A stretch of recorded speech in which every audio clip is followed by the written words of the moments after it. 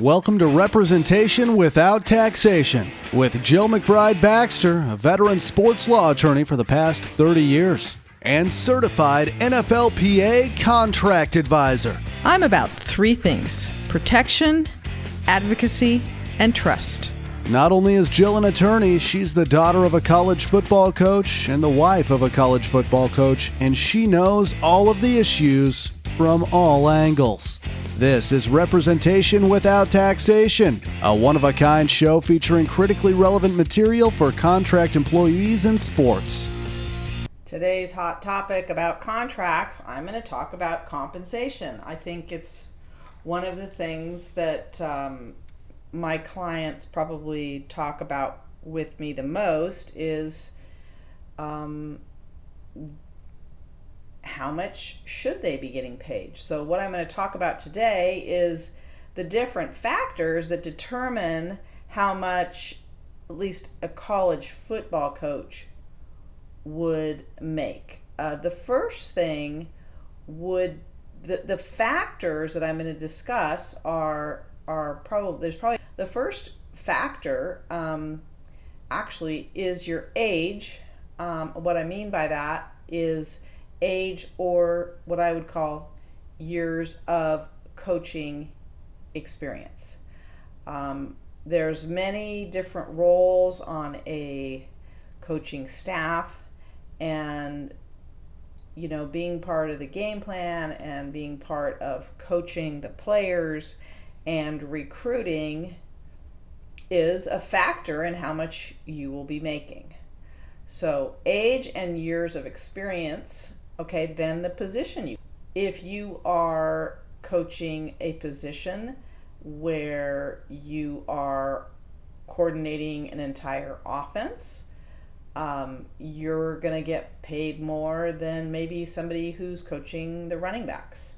How many players are you supervising? How many different aspects of the game are you having to coordinate? How many athletes are in your room that you're coaching? How much input does the position you're coaching have on your team? So the position you coach obviously matters. The title, you might be an associate head coach, you might be an offensive coordinator, you might be a head coach, you might be a defensive coordinator. Your title also may command a higher salary.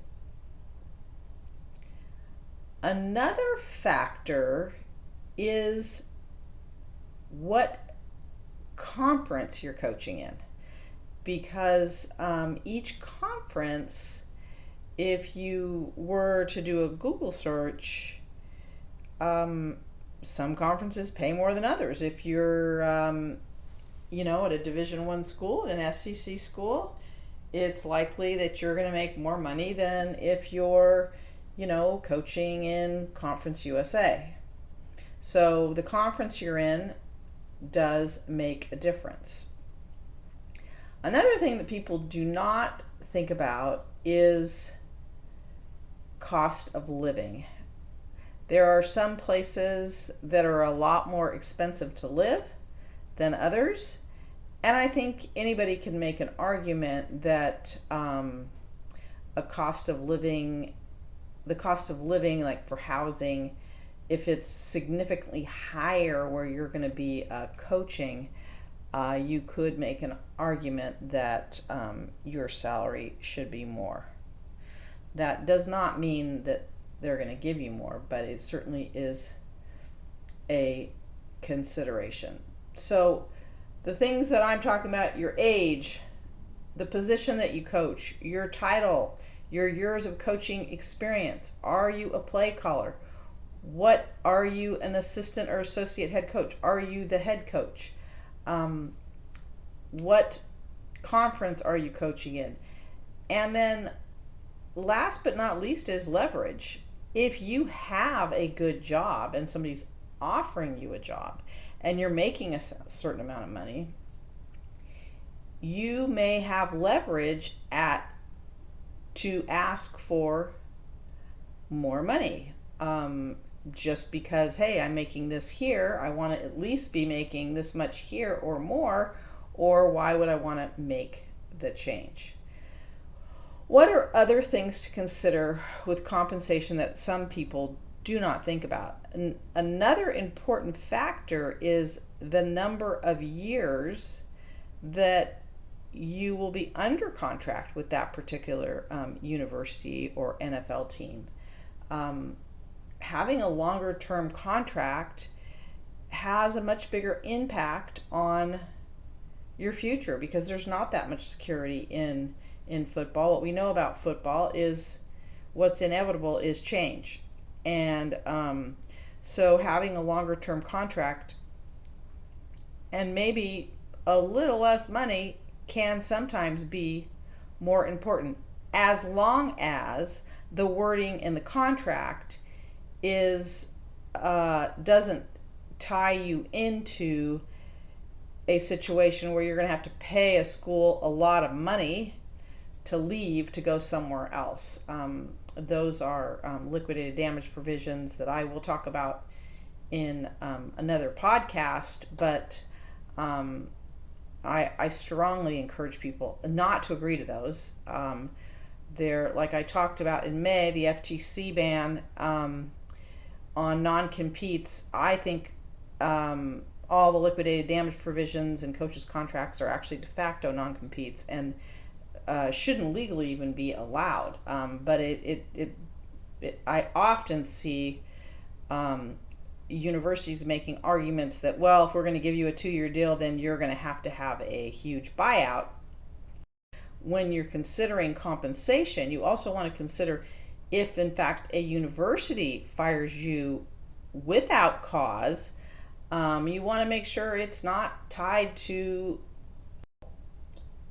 somebody's salary. A lot of times you can find it out right on Google. So if you know there's somebody in your league that has about the same amount of experience as you, and you can find out what they're making. There's also some other hacks that are that I use all the time to find out everybody's salary. It's a little bit harder to find out private school salaries, but if you can get a general idea of what's going on in your conference. I think compensation is something that is really important to protect yourself and your family. And the other part is benefits. Benefits are really important. There are some schools that have really good retirement packages, and that's something you should ask beforehand. We have been at a couple schools where you put in $1, they put in $2. That's a huge tax. That's a huge retirement benefit that in the end really can impact your future. Do they offer tuition waivers? That's important when you have older kids. We were at a school where, in fact, they did do that at USC, and they did pay for our daughter's college education at USC. That was a huge economic benefit for us.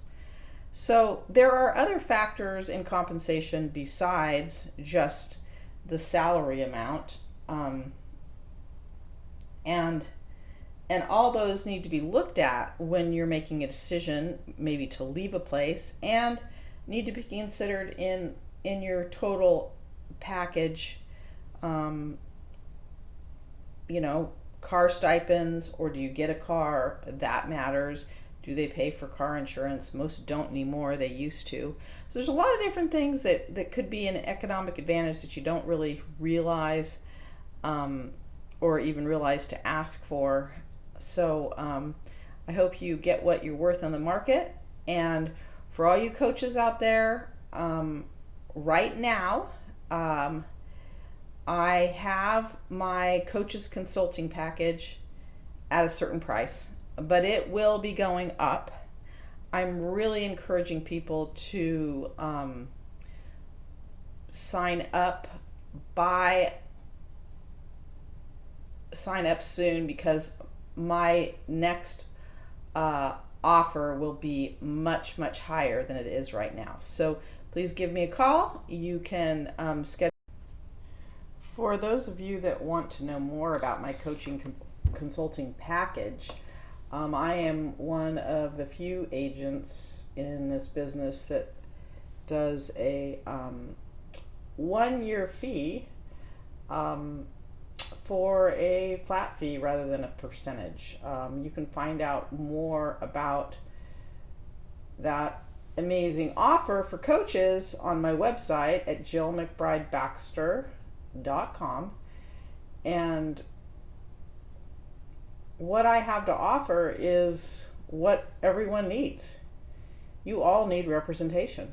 You need somebody to negotiate a contract for you and make sure the language protects you and your family. I think that's one of the most important things people overlook.